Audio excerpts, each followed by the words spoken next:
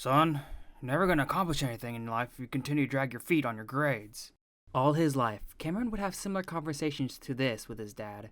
But try all he could, Cam had always struggled with school. Just something he could never get the hang of. Left him at odds with his parents. Not necessarily resentful, but certainly felt like nothing he could do would make them proud of him. This was very apparent in his childhood, where Cameron could never find a hobby or extracurricular he could stick to. Each and every year just seemed to pass by in a blur. More and more, Cam felt like his parents, especially his father, thought he wouldn't amount to anything. And maybe it was true. Barely passing grades, short-lived dead-end jobs, dropping out of college. Cameron was really starting to believe his life would mean nothing when it was over, however much of it was left. But one thing that had always been positive for Cameron was his care for others. May not mean much to some, but to him it was still something. Maybe that's what ultimately led to his current position. A local government facility was hiring new security officers, and Cameron managed to be hired. Hello? Still questions if this one will even last, but... Davis! A woman's voice interrupted Cameron's thoughts. It was Danica Palmer, his section leader, and currently the only person he feels he could call a friend. You better not be falling asleep on me. I don't need to kick your ass back into shape, do I? No, boss, I'm good. Just a bit stuck in the past is all. What's up? Danica had never talked much about her past, even since becoming friends. Something in her face showed that she understood what that was like.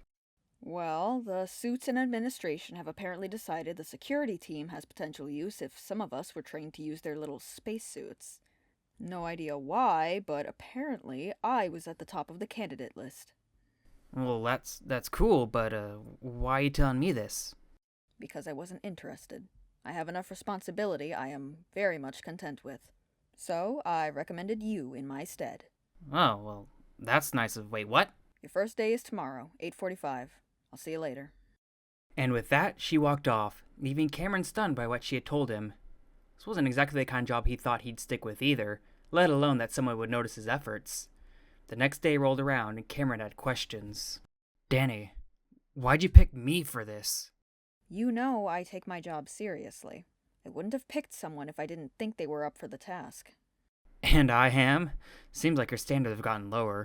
Don't sell yourself short, Davis. I can see you care just as much about making sure people are safe. You and I may not feel like there's much more to our lives, but you certainly have much more potential. It was the nicest thing that anyone had ever said about him in a long time. And it was true. He did care about the safety of others. Maybe that's why Danica seemed to tolerate him more than the other guys in the sector. It's led to the mutual respect and friendship they currently have. Hell, Cameron likely would have tried his luck for a date if not for that ring she always wore. You're a good man. I just hope I don't come to regret giving you this chance. But we'll talk later. Good luck. I hear they made the suit blue just for you. She had left him with that, and it was off to the hazard course. Hello and welcome to the Black Mesa Hazard Course, where you will be trained in the use of the hazardous environment suit. I am your holographic assistant. Let's begin by stepping into your suit. Welcome to the HEV Mark IV Protective System. Danger, danger. All personnel evacuate facility immediately. This is not a test. Warning, high energy detonation detected in material lab. Warning, anomalous energy field detected. Cameron was just minutes into his training when it happened. One moment he was adjusting to the movement of the HEV suit under the watchful eye of the science team and some man in a suit. The next, alarms were blaring and reports of people under attack from aliens were coming in. This is it. This was the sort of thing he was expected to handle. But how the hell does one handle an alien invasion, especially when now unarmed? That was the first priority, to find a weapon and help people get to safety. Fortunately, the hazard course had plenty of security nearby, and a handful of submachine guns to arm up with. Made the first wave of trouble much more manageable, even as the facility was falling apart. The surviving crew in the hazard course had all evacuated to the end of the facility and tried to come up with a plan, but they were all indecisive as a group. Some wanted to head for the surface, others wanted to wait for help. But it came down to Cameron being decided as the most capable of looking for help thanks to the HEV suit. So now he was in a suit he had little familiarity with and on his own, but he had to make sure these people would have a safe way out. So he took the tram card at the end of the course and set off through Black Mesa. It's all gone to hell now. Everywhere he went, there were bodies of personnel along with several hostile aliens. Cameron had no idea what he could possibly do in a situation like this, but every person he found he'd send back to the group of survivors, in hoping they'd all get out together. Gave him the opportunity to grow accustomed to the suit too. Thoughts drifted to his friend. Was Danny okay? He could only hope so. Everyone was cut off from each other, and he could only hope she's still alive. Word did get out that aid from the military was inbound, and Cameron figured now would be a good time to double back and help the other survivors. Soon this would all be over. Or at least, it would have. Cameron hadn't witnessed a team of soldiers execute some survivors. It became very clear what it was they were doing. He had to get back. Fast. It was much easier to navigate back through areas of the facility he had already passed through, only now he had to contend with the occasional military patrol. But by the time Cameron made it back to the course, it was already too late. Even if there were signs of a skirmish, every single person he had encountered now lay dead. All of Cameron's efforts have gone to waste, and he felt sick. It's one thing to see the bodies of people in passing, but to see those he was familiar with was something else. It was just him now, and he needed to find a way out of here. That would prove to be quite difficult, though. Fighting soldiers, aliens, and trying to navigate the ruins of Black Mesa was all accumulating to be the hardest thing Cameron may ever have to do. But he survived on his own long enough to see the situation get increasingly worse. The military losing the fight against the aliens, the hunt for a man named Freeman, the military mistaking Cameron as Freeman, and now it seems the original soldiers have deemed Black Mesa as a lost cause, leaving whoever is possibly still alive to their fate. But with so much time passing, Cameron was able to get in contact with Danica. Turns out she and a few other survivors had recently started working with a squad of soldiers that were left behind. They're all working together to find a way out. He just needed to find them. But not every soldier was content to work with the survivors. Cameron had a run-in with what seemed like Black Ops on a few occasions, managed to fight them off.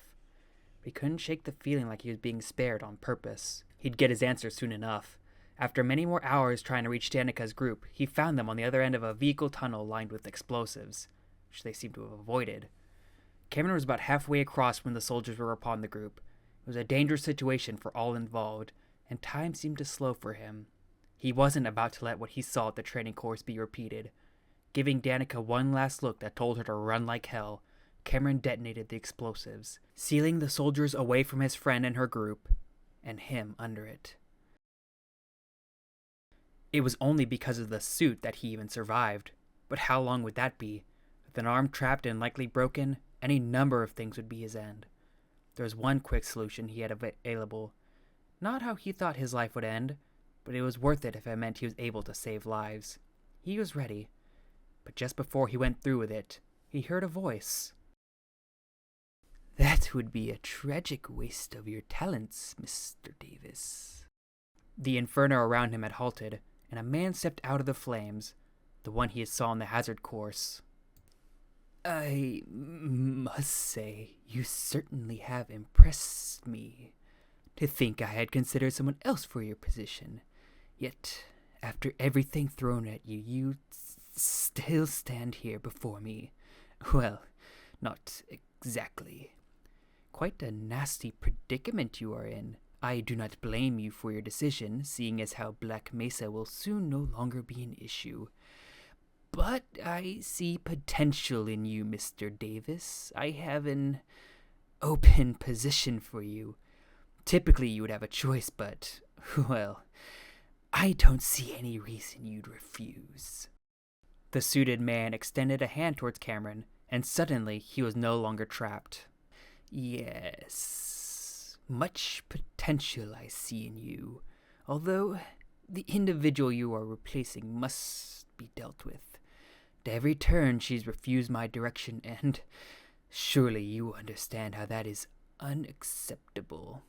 Cameron had no idea what he was talking about, and turned to see where he previously was and saw, "You should have taken my offer, Miss Palmer. Such a shame." Cameron barely even had any time to process what was happening. Danica was frozen in time, so he couldn't even say something before his world went dark. "I look forward to calling upon your assistance, Mr. Davis."